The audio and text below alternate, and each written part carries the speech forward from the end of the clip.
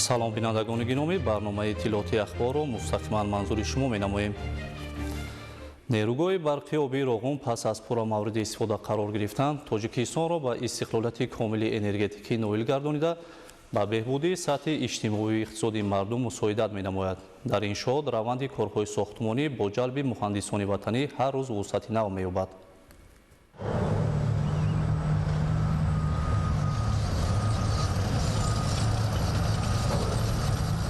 дар муддати 18 соле ки сохтмон ва бунёди нерӯгоҳи барқи обии Роғун бо суръат ҷараён дорад, сохтмончиёну муҳандисони нерӯгоҳ ба дастовардҳои бесобиқа ноил гардиданд. то ба имрӯз зиёда аз 60% корҳои сохтмонӣ дар ин майдони корзор бо сатҳу сифати баланд ба анҷом расидааст. инҷо қисми асосии сарбанд ядро мебошад. тавре мебинем корҳои сохтмонӣ дар басти шабона ҷараён доранд. нерӯи хастанопазири сохтмончиёну муҳандисон саршор аз эҳсоси гарми ватандорӣ, садоқатмандӣ, фидокорӣ ва ҷонисориҳост. заҳмату меҳнати шабонарӯзии сохтмончиёну муҳандисони ин майдони корзор намунаи олии ватандорӣ мебошад. хобонидани маводи гилхок ва филтрҳо дар қисмати ядрои сарбанди нерӯгоҳи барқи обии Роғун дар сатҳҳои 1120-1122 метр бо суръат ҷараён дорад. бино ба иттилоъ дар як ҳафтаи охир то 9 июни соли равон танҳо дар ядро 977,017 метри мукааб ва дар маҷмӯъ дар ҳаҷми 4,756,000 метри мукааб мавод хобонида шудааст. ҳар як қабати хобонда шуда ки 30 сантиметрӣ мехобонанд. ҳар як қабатша мо аз озмоишгоҳ гузаронда ба қабати дигарӣ иҷозат медиҳем. тариқи аистери 50-30 ҳамин дар озмоишгоҳ ҳамин теста мо муайян мекунем ки ба қабати дигарӣ иҷозат додем. ҳаҷми лоиҳавии маводи гилхоки сангрезадор 743 миллион метри мукаабро ташкил дода, то 9 июни соли равон дар ядро дар ҳаҷми 3,8 миллион метри мукааб мавод хобонида шудааст. нерӯгоҳи барқи обии Роғун воқеан сохтмони беҳамтоест ки на танҳо нерӯгоҳи азими барқиро бунёд мегзорад, балки он такомулсози мутахассисони варзида дар самти сохтмони нерӯгоҳҳо, кандани нақбҳо ва амалигардонии лоиҳаҳои беназири энергетикист. мо ҷавонони даврони хушбахти истиқлолият шукронагузор аз он ҳастем ки барои ободии ватани азизи худ каме ҳам бошад саҳми худро мегузорем. тӯли 2 сол мешавад ки ҳамчун муҳандиси шӯъбаи назорати сифат дар нерӯгоҳи барқии обии Роғун кор ва фаъолият менамоям. корҳои сохтмонӣ дар нерӯгоҳи барқии обии Роғун бо сифат ва суръати баланд пешрафта истодааст. Роғун ин на танҳо истиқлолияти энергетикии баҳри Тоҷикистон, балки яке аз мактабҳои беҳтарин барои омодасозии мутахассисони ҷавон дар самти сохтмон ва омодасозии нерӯгоҳҳои байналмилалӣ мебошад. аз нерӯи тоза ва иродаи қавии ин ҷавонмардон муайян аст ки онҳо рисолати ватандӯстона ва бунёдкоронаеро барои садсолаҳо имрӯз анҷом медиҳанд, то дар Тоҷикистони соҳибистиқлол ободӣ, пешрафт, тараққиёт ва ояндаи дурахшон таъмин бошад. обқабулкунакҳои доимӣ яке аз иншооти муҳими соҳили чапи нерӯгоҳи барқи обии Роғун ба ҳисоб меравад. миқдори обе ки чархаи кории агрегатҳоро ба гардиш медарорад ба воситаи ин мавзеъ аз обанбор ба нақбҳо дохил гардида танзим ва ба поён равона мегарданд. обқабулкунакҳои сеюм ва чорум ки обқабулкунакҳои доимӣ ҳисоб меёбанд, ин обқабулкунакҳо баъди обро вақте ки мо аз сатҳи 1165 метр боло мебардорем, ин обқабулкунакҳо аввал чорум ба кор андохта мешавад. об аз ҳамин майдончаи поён ба турбинаи шахтаи обқабулкунак ворид мешавад.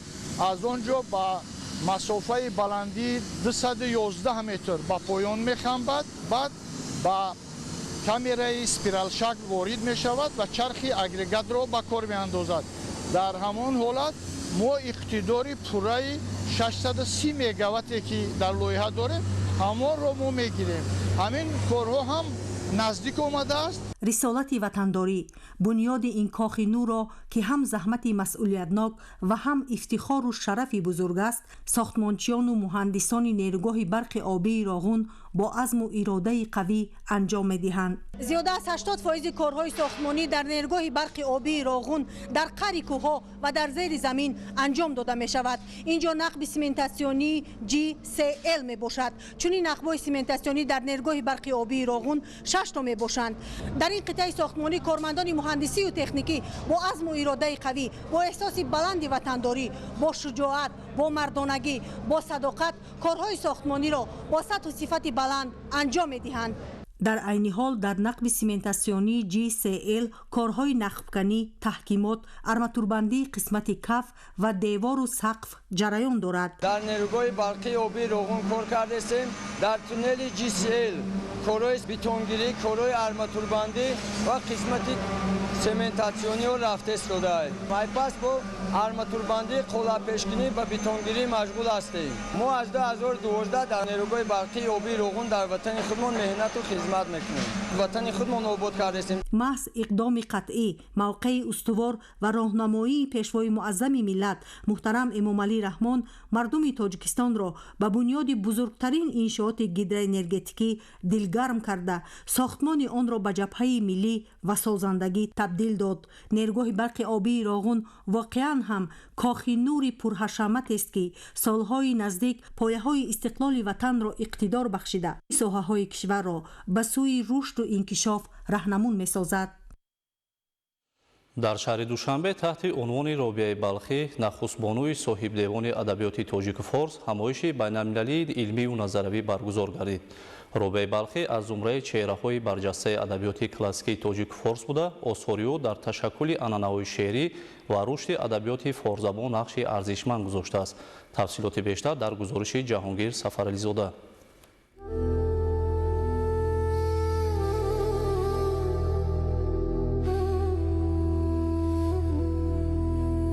робияи балхӣ яке аз чеҳраҳои дурахшони адабиёти классикии тоҷику форс буда, бо истеъдоди нодир, ҷаҳонбинии васеъ ва маҳорати баланди суханварӣ дар таърихи фарҳангу адабиёти миллӣ мақоми хоса касб намудааст. ба ифтихори 1050-солагии ин бонуи соҳибдевон конференсияи байналмилалӣ баргузор гардид, ки дар он олимон, муҳаққиқон, шоирон, адибон ва намояндагони муассисаҳои илмиву фарҳангии кишвар, инчунин меҳмонон аз хориҷи мамлакат иштирок намуда, доир ба зиндагӣ, осори адабӣ ва ҷойгоҳи Робияи Балхӣ дар таърихи адабиёти классикии тоҷику форс мубодилаи афкор намуданд.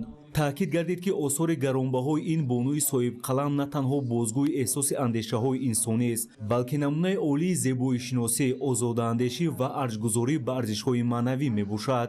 робияи балхӣ яке аз шахсияти маъруфи охири асри 10 ва ибтидои асри 11 мебошад. шахсияти робияи балхӣ шакл гирифтаи замони Сомониён аст. робияи балхӣ дар замони эҳьё ба истилоҳ ренессанси адабу фарҳангу илми тоҷикон бо мардони бузурги ин замон, бо Абу Али ибни Сино, Форобӣ, Абу Райҳони Берунӣ, Закариёи Розӣ, Абу Маҳмуди Хуҷандӣ, бо устод Абу Абдуллоҳи Рӯдакӣ, бо шаҳиди балхӣ Абу Шакури балхӣ, абулмуайяди балхӣ ва як теъдоди зиёди мардони бузурги суханвар ва илму адаб ба ҷаҳон омадааст, дар замони онҳо зистааст ва аз корномаи фарзандони бузурги миллати худ илҳом гирифтааст. баргузори конференсияи байналмилалӣ дар бораи робияи балхӣ, аввалин бонуи соҳибдевони адабиёти форсии тоҷикӣ, далели раднопазир ба ин нуқта аст, ки ҳукумати ҷумҳурии Тоҷикистон ҳамеша барои гиромидошти шахсиятҳои бузурги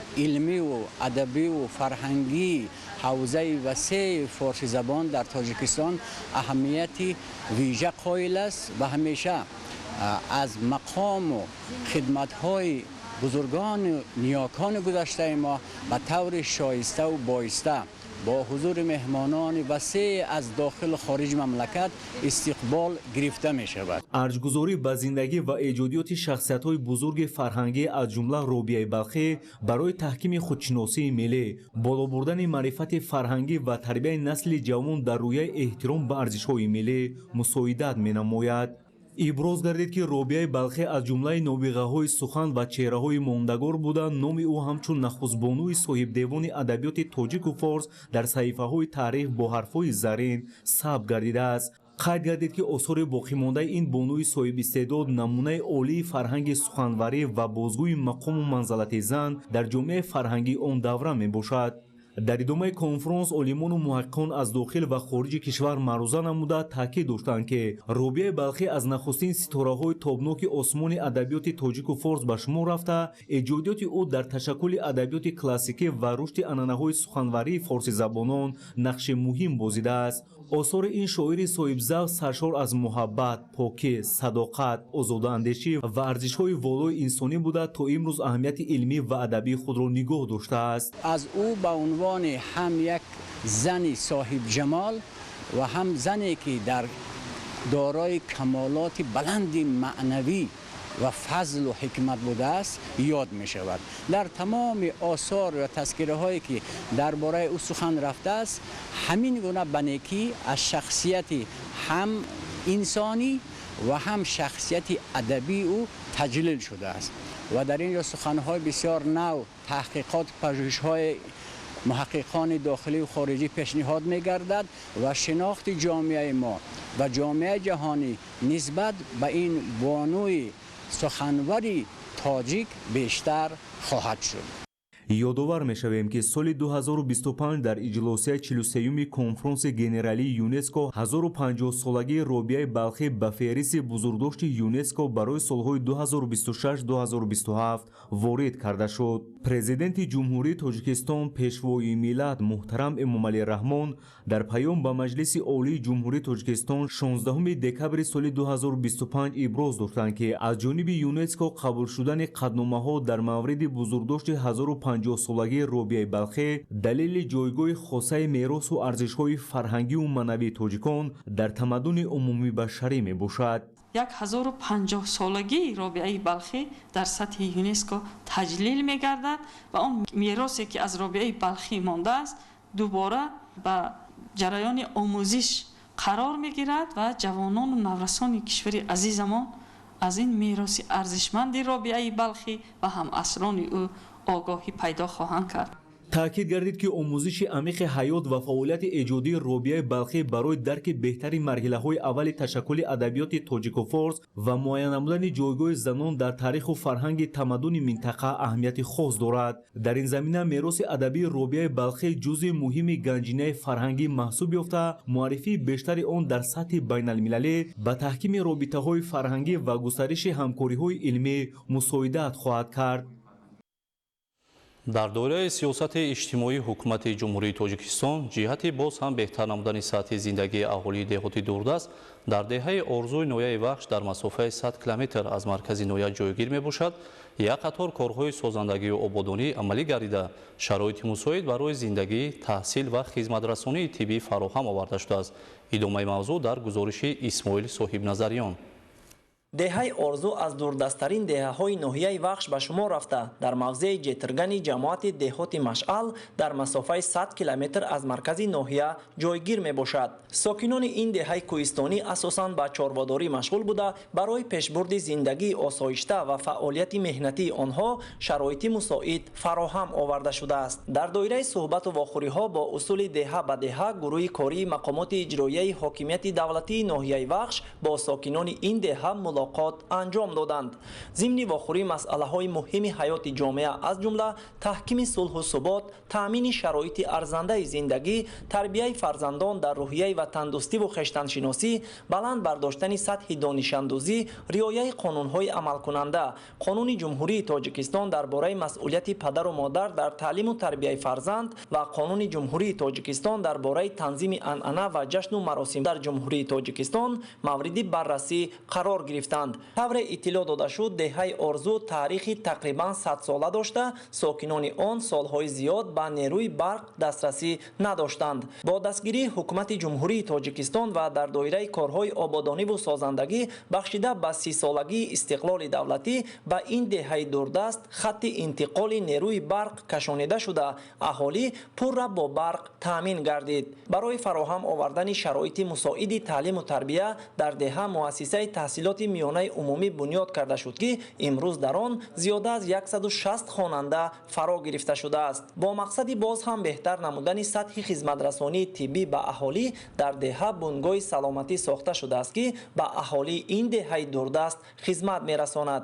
дар доираи иқдоми навбатии иҷтимоӣ аз ҷониби муассисаи кӯмаки аввалияи тиббиву санитарии ноҳияи Вахш корвони саломатӣ ташкил гардида, сокинони деҳа ба таври ройгон аз муоина ва ташхиси тиббӣ гузаронида шуданд. ин ташаббус аз ҷониби сокинон хуш пазируфта шуда ба таҳкими ҳифзи саломатии онҳо мусоидат намуд. аз шеҳраи кушоди мардум маълум аст ки мардум бо шукргузорӣ аз тинҷӯи оромӣ софдилона меҳната заҳмат кашида аз тамоми имкониятҳои мавҷуда истифода намуда баҳри ободии бунёдкории диёри азизи худ аз тамоми имкониятҳо истифода намуда истоданд. сокинони деҳаи Орзу бо изҳори қаноатмандӣ аз фазои сулҳу оромӣ ва дастгириҳои пайвастаи давлату ҳукумат иброз доштанд ки минбаъд низ барои ободонии маҳалли зист, беҳтар намудани шароити зиндагӣ ва тарбияи фарзандон дар роҳияи ватандӯстиву хештаншиносӣ саҳми арзандаи худро мегузоранд.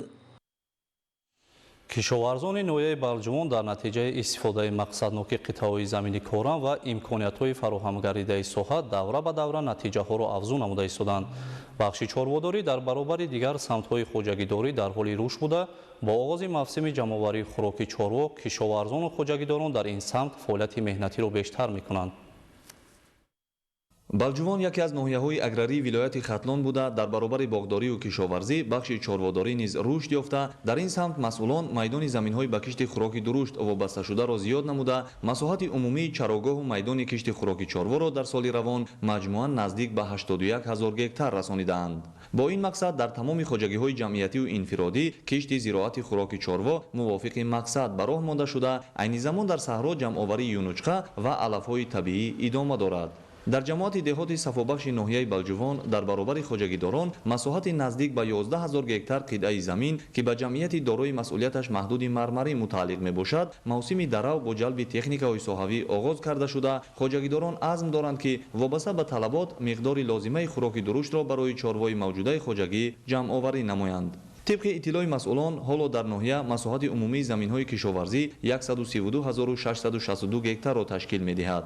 کشاورزان ناحیه در نتیجه استفاده درست و مقصدناک قطعه‌های زمین کارم و امکانات‌های موجوده صحوی سال تا سال به پیشروی‌های نظررس کامیاب گشته ایستادند. عین زمان در ناحیه بلجوان 32000 سر چاروای کلان و 62000 سر چاروای میده موجود بوده، با نظرداشت تدریجاً افزایش سرشماری چاروا همساله از این حساب محصولات استحصالی نیز افزون گردیده ایستاده است. ناحیه بلجوان یکی از ناحیه‌های کوهستان بوده، سمت اساسیش چارواداری، باغکاری و زنبوری عسلپروری میشه.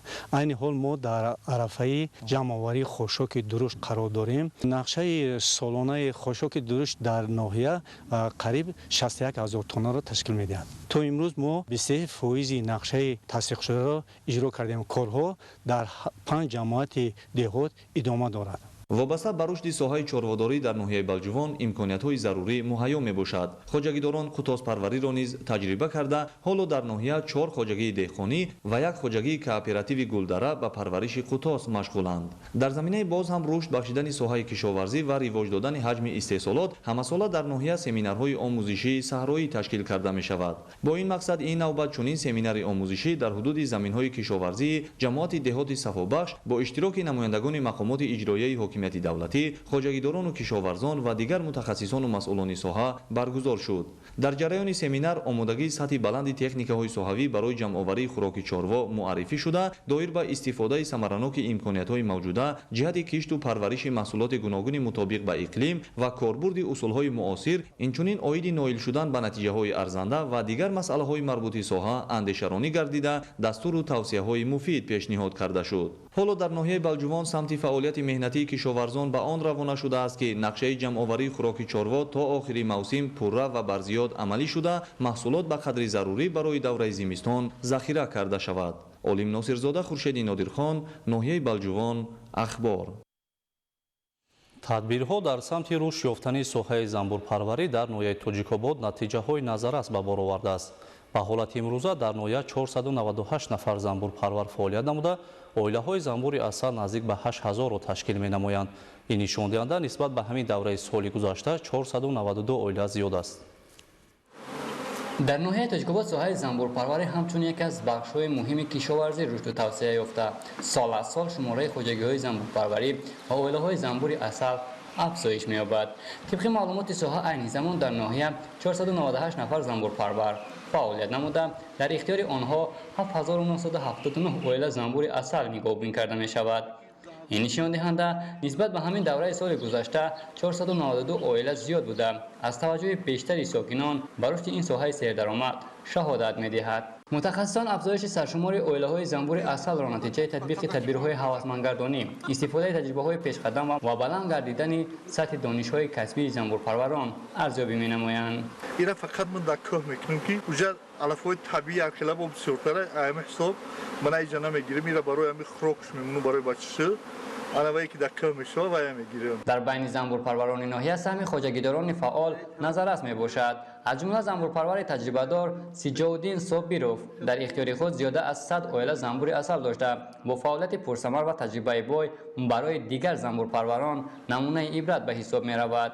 занбури маҳаллӣ мо то 20 килора мисол дар сезон як оила занбур метиҳам. гуфта мешавад ки рушди соҳаи занбурпарварӣ на танҳо ба афзоиши истеҳсоли асали хушсифат мусоидат мекунад, балки дар беҳтар гардидани сатҳи зиндагии аҳолӣ, таъсиси ҷойҳои нави корӣ ва таъмини бозори истеъмолӣ бо маҳсулоти ватанӣ нақши муҳим мегузорад.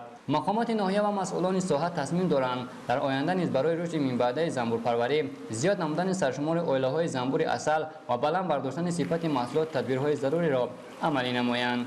бахтовари Муҳриддин, Тоҷикобод, ахбор.